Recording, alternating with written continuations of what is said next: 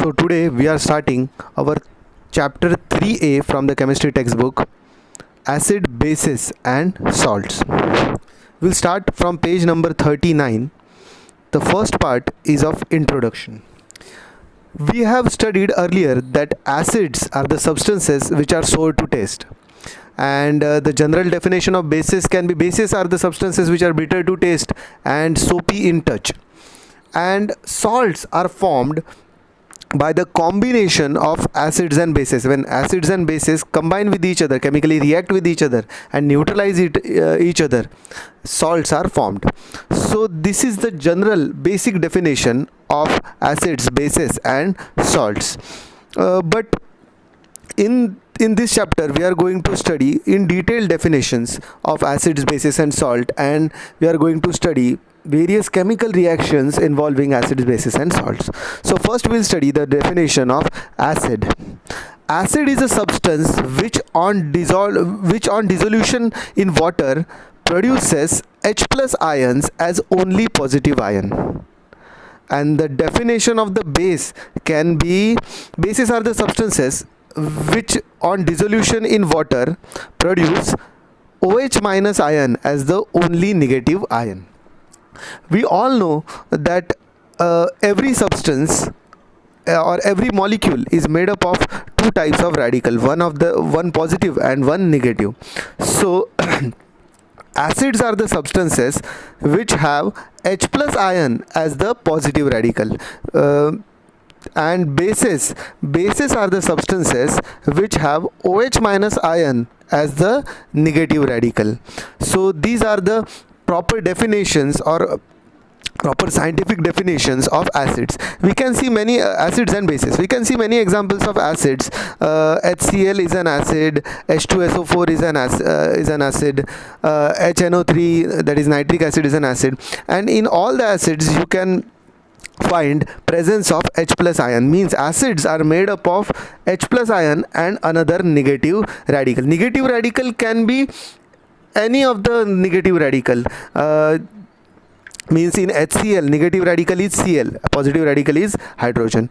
In H2SO4, negative radical is SO4 2 minus, that is sulfate radical, but positive radical is hydrogen only. In nitric acid, that is HNO3, positive radical is NO3 1 minus, sorry, negative radical is NO3 1 minus, but positive radical is H plus only. So the acids are the substances which contain H plus as the only positive radical. Here they have not mentioned H plus as the only positive radical. Instead of that, they called it H3O plus. So on the page number 39, you can see that they have shown how H3O plus ion is formed. Means acid, when dissolved in water, get disassociated and produce H plus ion, and this H plus ion do not remain in the form of H plus ion. This H plus ion quickly reacts with H2O, quickly reacts with water and form H3O plus, that is hydronium ion. So in the aqueous solution of acid, means when we dissolve an acid into water, you will find a negative radical and a positive, and you won't find H plus as a positive radical. You will find H3O plus as a positive radical, because H plus will always combine with H2O and form H3O plus. Now we will skip the definition of bases, but instead of seeing the definition of bases, we will see a similar definition, that is of alkali. Alkalis are the substances which produce OH minus as the only negative radical when dissolved in water, and they have shown an example, NaOH. NaOH when dissolved in water produces Na plus as the positive radical and OH minus as the negative radical. They have also shown many other examples, KOH, NaOH, COH and NH4OH. These are some examples of alkalis. Alkalis are actually soluble bases. Means there are many bases, and out of which the bases which can dissolve in water are called as alkalis. I will turn to page number 40. This part is very interesting, and the study of this part, means page number 40 and 41, can be done in a very systematic way. So we'll see it. the point is classification of acids and bases. First, we will see the classification of acids on the basis of source of acid, means from where the acid is found. So on the basis of source of acid, acids are classified into two types: organic acids and inorganic acids. Organic acids are the acids which are obtained from the plants or animals, and inorganic acids are the acids which are not obtained from plant or animal. Generally they are obtained from mineral sources.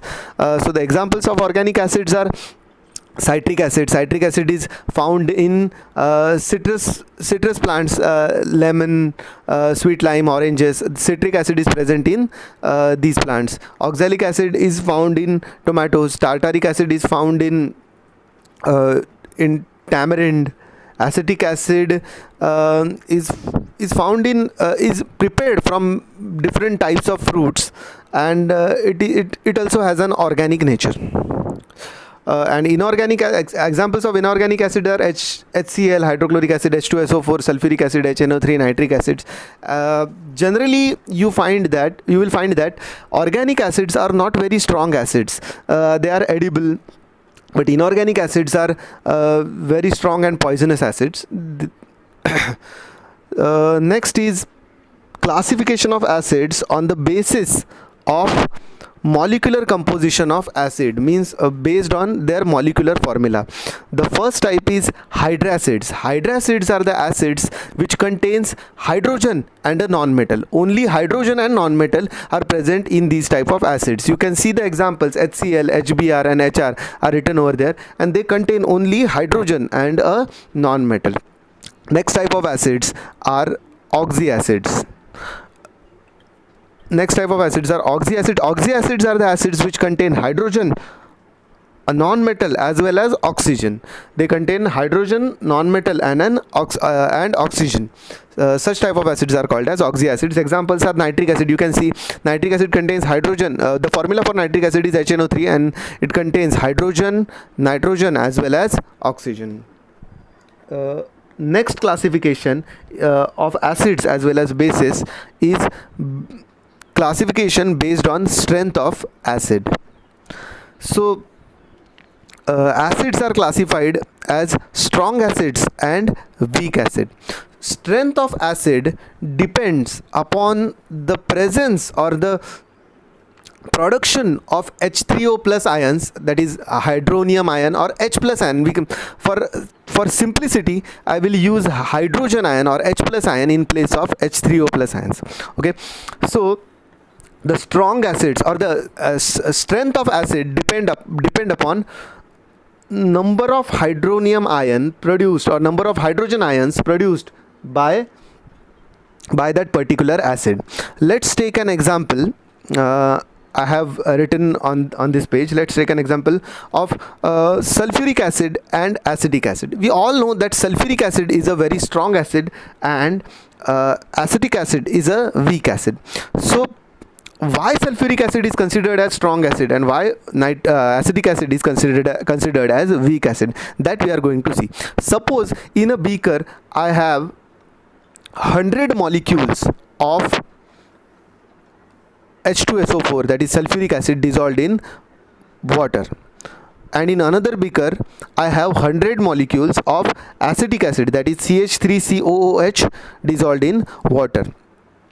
You will find that almost 100% of H2SO4 molecules which are dissolved in water gets dissociated, means almost 100% will get dissociated and form H plus ions and form large number of H plus ions and SO4 2 minus ions. But acetic acid will get dissociated only 20%, means out of 100 only 20 molecules of CH3COOH will break down to form CH3COO minus and H plus ions, and remaining 80 molecules of CH3COOH will not undergo dissociation, will not break, and therefore it is considered as weak acid. Means strong acids are the acids which undergo complete dissociation and weak acids are the acids which undergo partial dissociation.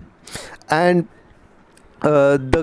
the classification of alkalis on the basis of strength is similar to that of the classification of acids, but but the ions, different type of ions are produced, as you can see in the examples that a strong alkali NaOH will dissociate and form Na plus and OH minus. It will get completely dissociate and produce a large number of Na plus and OH minus ions. Therefore, it is a strong alkali. And a weak alkali, for example, they have given NH4OH, ammonium hydroxide. Ammonium hydroxide will will undergo partial dissociation. Only few of the ammonium hydroxide molecules will get dissociate, and it will produce a small number of NH4OH ions. Next type of classification of the acids and bases is concentrated acids and dilute acid, as well as concentrated alkali and dilute alkali. So how can you distinguish between a concentrated acid and a dilute acid? It is very simple.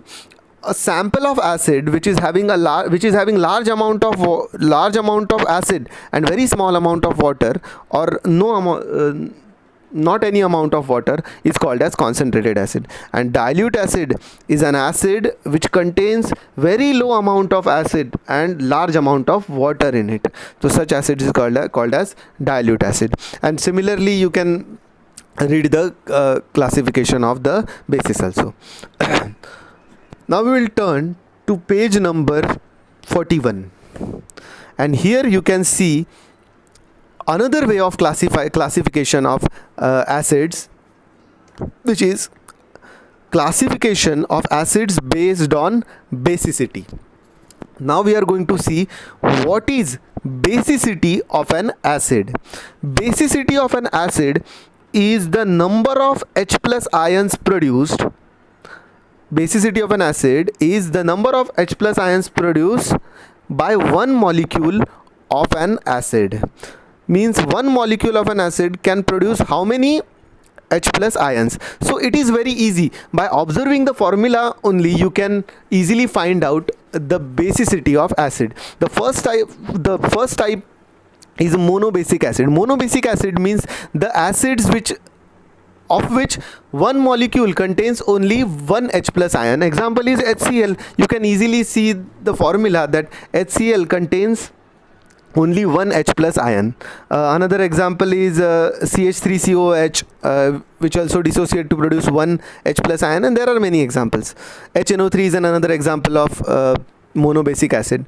The second type is dibasic acid. Dibasic acid means the acid which on dissociation produce two H plus ions. So example is H2SO4. You can easily see that H2SO4 has two H plus ions. So when it is dissolved, it will produce two H plus ions, and therefore it is dibasic. Its basicity is 2. And tribasic acids means the acids which have 3 H plus ions present with it.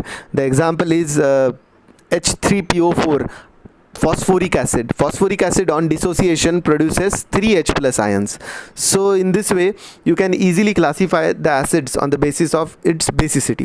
And similarly, you have to read acidity of bases, and acidity of bases depends upon the number of OH minus ions present with it. And there are also 3 types: monoacidic, diacidic and triacidic bases. So you have to read this part.